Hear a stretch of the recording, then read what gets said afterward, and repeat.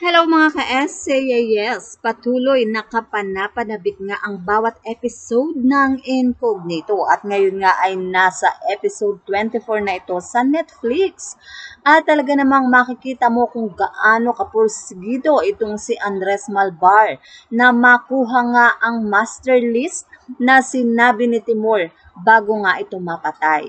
Talagang porsigido itong si Andres, kaya naman nagtiktik siya sa lugar ng mga kalaban at makikitang napakadelikado nito dahil nag-iisa nga itong si Andres Malvar. Samantala, tila makakasama naman ni Andres si JB sa kanyang problema na hanapin ang master list.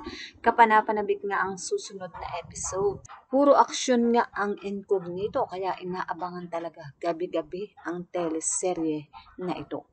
Malalim ang istorya ng buhay ni Andres Malvar at JB. Ang kanilang misyon ay malaman or masolve ang personal nilang problema ngayon.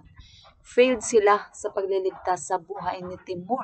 Ang tanong, sino kaya ang nasa likod ng pagbaril kay Timur? Sino kaya ang nag-utos? At dahil nga sa pagkawala ni Timur, dito na nga papasok ang pagmamanman ni Andres sa mga naiwan na tauhan ni Timur. Ibang klase talaga ang Incognito. Kaya naman, narito ang say ng netizen. Paganda ng paganda ang istorya. Ang sarap pala manood ng ganito, yung walang pasikot-sikot. Plano kung plano, hindi nagsasayang ng oras, hindi nagsasayang ng budget. Kaya you can get enough laging bitin kasi you keep wanting for more. Hashtag Incognito. At ito pa ang say ng isa.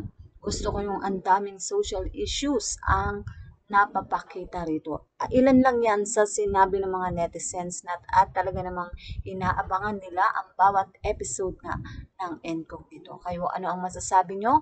Well, put your comment down below. At syempre, huwag kakalimutang mag-like, share, and subscribe.